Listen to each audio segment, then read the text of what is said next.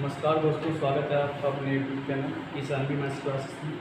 आज आपके लिए कक्षा 9 की एक्सरसाइज 1.4 और 1.5 जो कि संख्या पद्धति की है। इससे पहले मैं 1.1, 2, 3 की वीडियोज़ आपके लिए डाल चुका हूँ और मुझे उम्मीद है आपने उसे देखा भी होगा और अब काम भी कर दिया। 1.4 इसमें क्या है, हमें उत्तरोत्तर आवर्धन के द्वारा संख्या रेखा पर 3.765 को प्रदर्शित करना है। कैसे करें? अब सबसे पहले पता होना चाहिए संख्या रेखा क्या है। संख्या रेखा पे हमारी डिजिट आती हैं 0 के बाद एक तरफ धनात्मक एक तरफ ऋणात्मक। अब हमें जो संख्या दिखानी है उसी को संख्या रेखा पर देखेंगे। 3.765 मतलब हम लोग देखेंगे कहाँ से कहाँ तक है। उत्तरोत्तर आवर्तन का मतलब लगातार उनको बढ़ाते हुए लिखना। तो सबसे पहले हमें क्या दें, 3.7। अब 3.7 कहाँ पे आएगा? 3.7 आएगा 3 और 4 के बीच में। तो सबसे पहले हम संख्या रेखा बनाएंगे। संख्या रेखा पर यहाँ पे लिखेंगे 3 के बाद आएगा 3.1, फिर आएगा 3.2, 3.3, 3.4, 3.5, 3.6, 3.7, 3.8, 3.9 और 3.9 के बाद आएगा हमारा 4। अब हमने देखिए यहाँ पे 3.6, 3.76, 3.7 और 3.8 के। अब हम कहाँ से शुरू करेंगे? 3.7 संख्या रेखा स्टार्ट। 3.7, 3.71, 3.72, 3.73, 3.74, 3.75, 3.76, 3.77, 3.78, 3.79 और 3.8 इस तरह से बना दें। अब 3.76 आ गया। अब 76 के बाद है 765। अब 765 हमारा कहाँ पे आएगा? 76 और 77 के बीच में। फिर ऐसे शुरू कर देंगे। अब हमारा कहाँ से शुरू होगा? 3.76 से शुरू करो।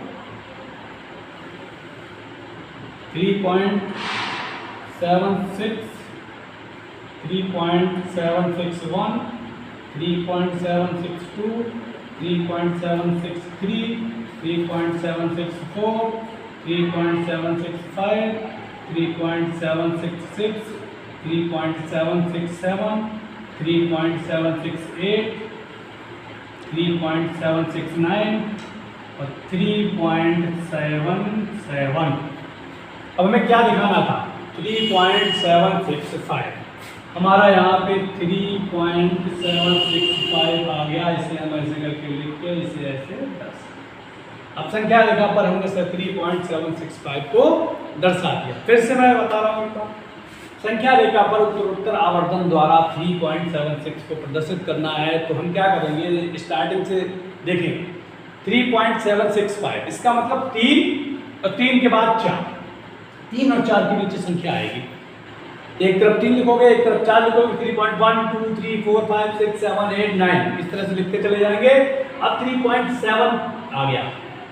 अब इसके बाद 76 है। 76 कहाँ आएगा? 3.7 और 3.8 के बीच में। इसे सर्कल कर लेंगे। 3.7 से फिर स्टार्ट करेंगे। 3.7, 3.71, 3.72, 73, 74, 75 इस तरह से चलते हैं। लगातार इसी तरह से बढ़ते जाएंगे। जब तक चलेंगे तब तक हमें 765 नहीं मिल जाएगा। इसके आगे कोई संख्या और होती तो हम इसे एक स्टेप और बढ़ा देते हैं। तो देख लीजिए और इस सवाल को समझ लीजिए। कोई दिक्कत आए तो कमेंट बॉक्स में आप पूछ सकते हैं। इसी तरह का एक सवाल, जो दूसरा सवाल है, इसे मैं बता रहा हूँ, आप लोग होमवर्क करेंगे। उत्तरोत्तर आवर्धन द्वारा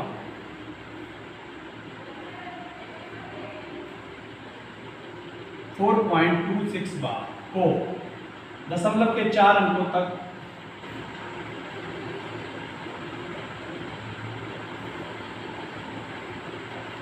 संख्या रेखा पर दर्शाई।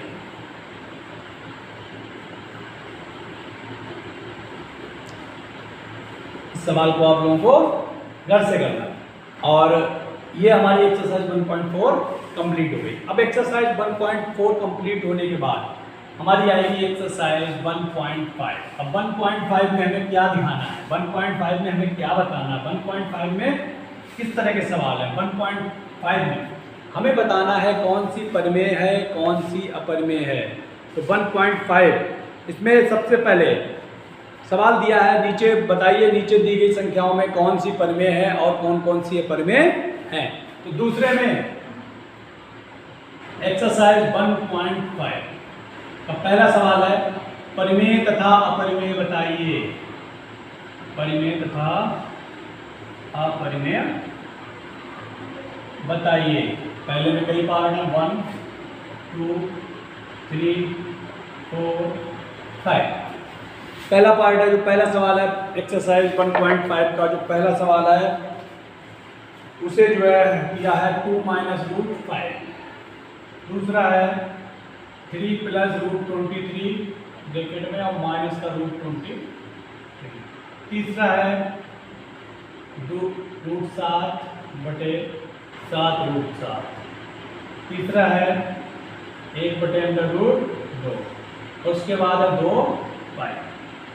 कैसे करेंगे, हमें पता करना है कौन सा परिमेय है और कौन सा अपरिमेय है। देखिए 2 माइनस रूट 5 परिमेय और परिमाण को कभी योग नहीं होता। अगर प्लस में भी अंडर रूट 5 है या माइनस में भी अंडर रूट 5 है तो ये हमेशा कैसा रहेगा, अपरिमेय रहेगा, अपरिमेय है। अब दूसरा सवाल जो दिया है उसमें 3 plus under root 23 minus under root 23, इसमें क्या होगा 3 plus under root 23 minus under root 23, under root 23 plus minus के कट जाएंगे, बचेगा कितना 3। 3 बचा, देखने से ही पता चल रहा है कैसा है, परिमेय है। तो लिख दोगे परिमेय है। अगला सवाल जो आया 2 बटे अंडर रूट 7, अंडर रूट 7 से अंडर रूट 7 कट जाएगा, कितना बचेगा 2 बटे 7। 2 बटे 7 का मतलब परिमेय है क्योंकि ये p बटे q के रूप में है। उसके बाद क्या 1/√2 पहले से ही रूट मौजूद है, इसका मतलब कैसा है, अपरिमेय है। 2 पाई, पाई हमेशा अपरिमेय होती है, तो 2 पाई हो चाहे 4 पाई हो चाहे 6 पाई हो, हमेशा कैसा रहेगा, अपरिमेय है। पहला सवाल यहाँ पर ये हमें सिर्फ इसमें ये बताना था कौन सा परिमेय है और कौन सा अपरिमेय है। जो दूसरा सवाल है, दूसरे सवाल में हमें क्या करना है, प्रत्येक व्यंजकों को सरल कीजिए, सरल करना है। इसमें 4 पार्ट है। पहला पार्ट है 3 प्लस अंडर रूट 3 और 2 प्लस अंडर रूट 2। दूसरा पार्ट है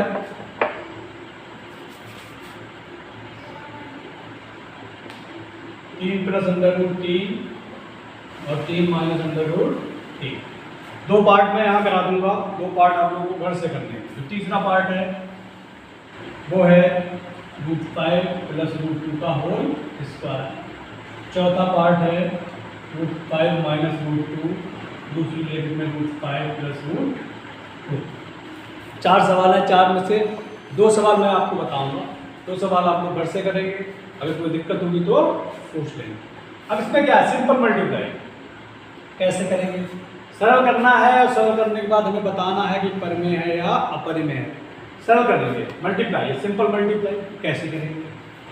सबसे पहले इस ब्रैकेट की पहली वाली संख्या मतलब 3 लिख दिया। 3 लिखने के बाद वाली पूरी ब्रैकेट 2 प्लस रूट 2 पूरी लिख दी। उसके बाद इसका दूसरा संख्या प्लस का रूट 3 और बाद वाली पूरी, यही करना है, मेन लाइन यही। पहले ये संख्या, बाद की पूरी ब्रैकेट, फिर रूट 3, बाद की पूरी ब्रैकेट। कैसे करेंगे, 3 दूनी 6 प्लस 3 रूट 2, फिर 2 root 3 plus root 3 plus root 2, 3 दूनी 6। ठीक है, आ गया आंसर। परिमेय है या अपरिमेय, कैसी है, अपरिमेय। इसी प्रकार सेकंड में जब करेंगे 3 बाद वाली पूरी ब्रैकेट, रूट 3 बाद वाली पूरी हल करेंगे। 3 दिया 9 minus 3 root 3 plus 3 root 3 minus under root 3 की गुणा अंडर रूट 9, ये कट जाएंगे। 9 माइनस रूट 9 की वैल्यू 3, 9 माइनस 3 6। 6 कैसी है, परिमेय। देखो दोनों को सिंपल मल्टीप्लाई थी, सिंपल मल्टीप्लाई को हल कर दिया, हल करने के बाद ये परिमेय आई और ये परिमेय। अब तीसरा पार्ट भी चलो बता दे रहा हूँ। तीसरा पार्ट है हमारे पास रूट 5 प्लस रूट 2 का होल स्क्वायर। अब इसके लिए बस कुछ पता होना चाहिए, a प्लस बी का whole square. a plus B का होल स्क्वायर हमारा होता है a square plus B square plus का 2a। इसे ओपन करेंगे, ये हो जाएगा रूट 5 प्लस रूट 2 का होल। ए स्क्वायर रूट 5 का स्क्वायर, बी स्क्वायर रूट 2 का square plus 2ab 2 root 5 into root 2, root 5 का स्क्वायर 5, 2 का स्क्वायर 2, 2 5 2 10, 7 प्लस 2 रूट 10 कैसा है? अपरिमेय। क्यों अपरिमेय? क्योंकि 2 के साथ रूट कैन आ गया इसमें। चौथा पार्ट भी देखो, बता दे रहा हूँ। रूट 5 माइनस रूट 2, दूसरे ब्रैकेट में रूट 5 प्लस रूट 2। भाई कंडीशन, पहले ये संख्या रूट 5 लिख दिया, पूरी ब्रैकेट बाद की, माइनस रूट 2 लिख दिया, बाद की पूरी ब्रैकेट। रूट 5 की मल्टीप्लाई 5 पंजे 25 under root 25 plus root 5 2 10, root 5 2 10 minus root 2 दूनी 4। यहाँ पर में प्लस माइनस कट गया, 25 का वर्गमूल 5, 4 का वर्गमूल 2, 5 में से 2 होगा 3 का मतलब परिमेय। ये दूसरे सवाल के भी चारों पार्ट्स हो गए। अब चारों पार्ट्स को पहले सवाल में परिमेय और अपरिमेय बता दिया, कौन सा परिमेय है कौन सा अपरिमेय है। दूसरे सवाल में पहले हल करना बता दिया, हल करने के बाद बता दिया कौन सी परिमेय है कौन सी अपरिमेय है। कहीं पर कोई दिक्कत आए तो आप लोग पूछ लें। अब दूसरे सवाल के बाद आ जाओ आप लोग तीसरे सवाल पे। तीसरे सवाल में क्या करना है? तीसरा सवाल जो है उसमें हमें बताना है पाई को वृत्त की परिधि मान लीजिए, पाई बराबर दिया है c/d। तो ये कह रहा है कि कौन सा अंतर विरोध है। सवाल पढ़ूंगा एक बार फिर से, ध्यान से सुनिएगा। सवाल में कह रहा है, आपको याद होगा पाई को वृत्त की परिधि मान लीजिए c और व्यास मान लीजिए d। तो पाई बराबर दिया हुआ है इसमें c/d। क्या दिया है? पाई बराबर c/d। तो ये कह रहा है इस तथ्य का अंतर विरोध करता हुआ प्रतीत होता है कि पाई अपरिमेय है। इस अंतर विरोध का निराकरण आप किस प्रकार करेंगे? तो इसमें कोई अंतर विरोध है ही नहीं। पाई हमारा कैसा है? पाई सदैव अपरिमेय है, सदैव अपरिमेय संख्या होती है। अब जब पाई अपरिमेय है इसका मतलब क्या है? या तो c अपरिमेय हो, अर्थात या तो c अपरिमेय होगा या d अपरिमेय होगा। d अपरिमेय होगा। इसमें कोई अंतर विरोध नहीं है।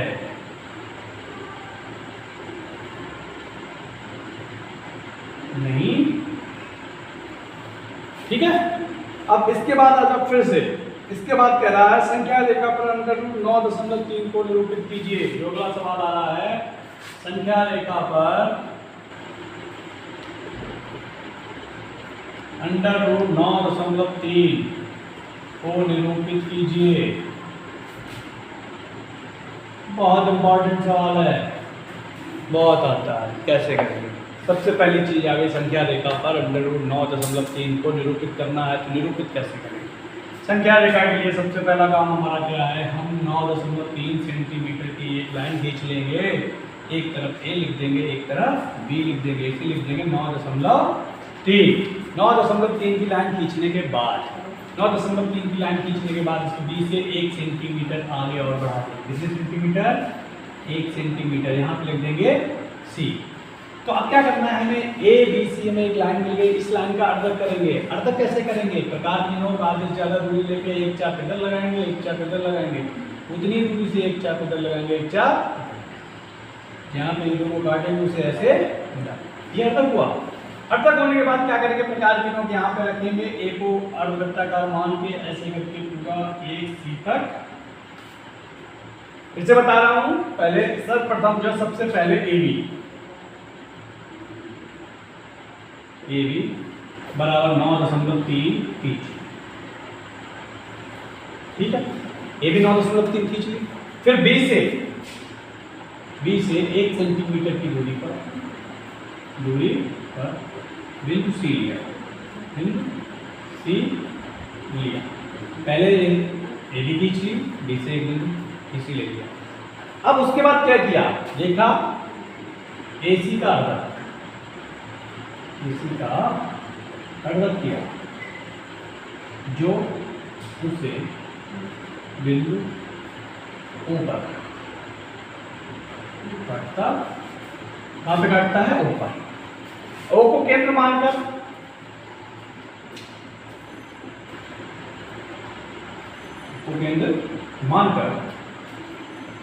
ए तक की दूरी भरकर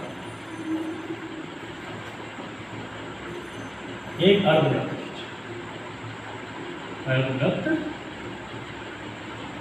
ओ को केंद्र मानकर ए तक की दूरी भर के एक अर्धवृत्त खींच। अर्धवृत्त खींचने के बाद हमें क्या करना है? जो बी बिंदु था उस पर हमें 90 अंश का कोण बना देना है। जो बी बिंदु है, बी पर हमें प्रकाश क्या पटरी की सहायता से या चांदी की सहायता से 90 अंश का कोण बना देना है। इसके बाद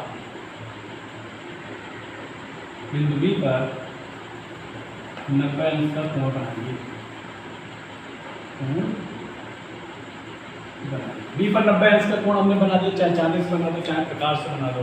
तो ये बी डी दूरी होगी, बी डी बराबर √9.3 होगी। बी डी दूरी को स्केल से नापेंगे, पैमाने से नाप। तो ये हो गया हमारा संख्या रेखा पर √9.3 को निरूपित करना। फिर से बता दे रहा हूँ एक बार। सबसे पहले 9.3 सेंटीमीटर की एक रेखा आपको खींचेंगे। 9.3 सेंटीमीटर की एक रेखा खींचने के बाद बी से 1 सेंटीमीटर दूरी और आगे बढ़ाएंगे, जिससे हम बिंदु डालेंगे सी। तो उसके बाद क्या करेंगे? ये एसी है, एसी को हम करेंगे अर्धक। कैसे करेंगे अर्धक? ए पर प्रकार की नोक रखेंगे, आधे से ज्यादा दूरी लेंगे, एक चाप ऊपर लगाएंगे, एक चाप नीचे लगाएंगे। फिर उसी दूरी से सी पर रखेंगे, एक चाप ऊपर लगाएंगे, एक चाप नीचे लगाएंगे। जहां पर काटा उन दोनों को मिला लेंगे, वो एसी को बिंदु ओ पर रखेंगे। बिंदु ओ पर रखेंगे प्रकार की नोक और ए की दूरी लेंगे या सी की दूरी लेंगे, अर्धवृत्त खींच लेंगे। अर्धवृत्त खींचने के बाद जो हमारा बी बिंदु है, इस पर 90 अंश का कोण बना लेंगे। चाहे चांदे से बना लो, चाहे प्रकार से बना लो, आपकी जैसे इच्छा करें वैसे। उसके बाद BC दूरी को हम ऐसे स्केल से नापेंगे। स्केल से नापने पर जो BD जो BD आएगी वही हमारी जो है √9.3 का मान होगा। तो ये हमारा संख्या रेखा पर √9.3 में भी निरूपित करना आ गया। कोई दिक्कत हो पूछ सकते हैं। तीसरा सवाल हो गया, चौथा सवाल आ गया। इसके बाद आ जाओ आप लोग पांचवें सवाल पे। जो पांचवा सवाल है उसमें हमें क्या करना है? हर का परिमेयकरण करना है। क्या करना है? हर का परिमेयकरण। हर का परिमेयकरण का मतलब है हर में अगर कोई अपरिमेय संख्या है तो उसे हमें परिमेय संख्या बनानी है। हर का परिमेयकरण से मतलब क्या है? अगर हर में कोई अपरिमेय संख्या है तो उसे हमें परिमेय बनानी है। सवाल है ये पांचवा। क्या करना है? हर का परिमेयकरण कर कीजिए, करना है। हर का परिमेयकरण से मतलब है हर से अपरिमेय संख्या को हटाना, को हटाना। हर का परिमेयकरण से मतलब है हर से अपरिमेय संख्या को हटाना। इसमें सवाल दिए हैं 4। पहला सवाल दिया 1/√7, दूसरा सवाल दिया हुआ है 1/√7 -√6, तीसरा सवाल दिया हुआ है 1/√5 +√2, चौथा सवाल दिया हुआ है 1/√7 -2। कैसे करेंगे देखते हैं। 1/√7 हर में √7 दिया हुआ है। इस √7 को हमें हटाना है। इसका मतलब हर का परिमेयकरण करना है। हर देखना है, हर पे √ लगा है, उस √ को हटाना है। कैसे हटाएंगे?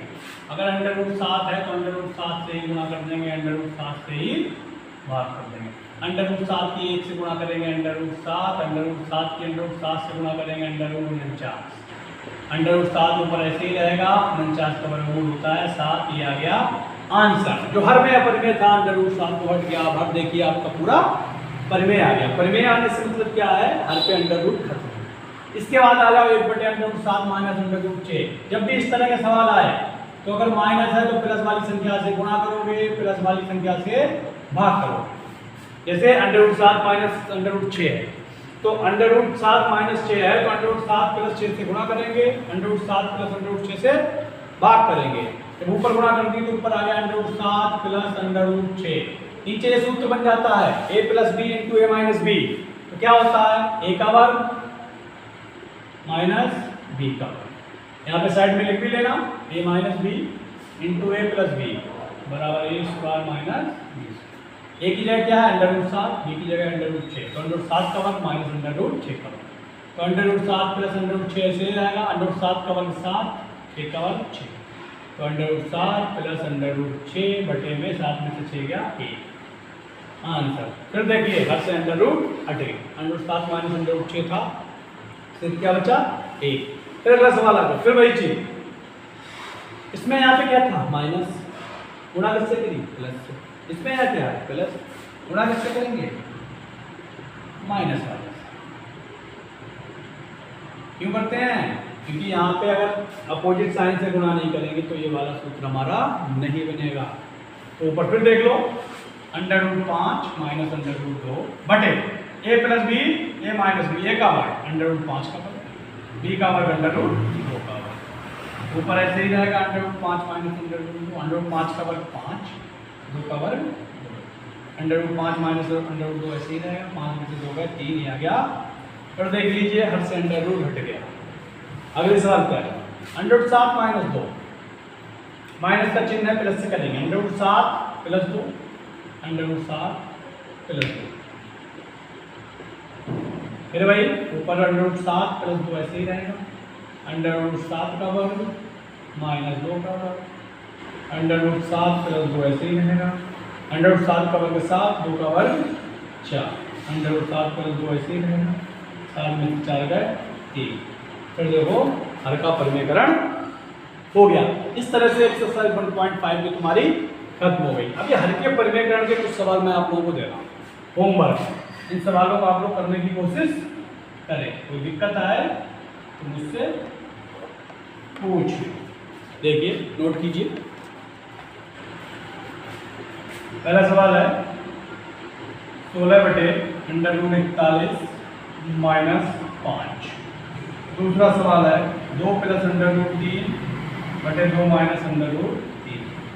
तीसरा सवाल है √6 बटे √2 प्लस √3। चौथा सवाल है 2 बटे √5 प्लस √3। एक और कर लो 1 बटे √5 प्लस √2। इन पांचों सवालों को आप लोग घर से करें और इस तरह आपकी एक्सरसाइज 1.4 और 1.5 कंप्लीट हुई। तो दोस्तों आपको यह वीडियो कैसा लगा, अच्छा लगा हो तो इसे लाइक, सब्सक्राइब और शेयर करना ना भूलें।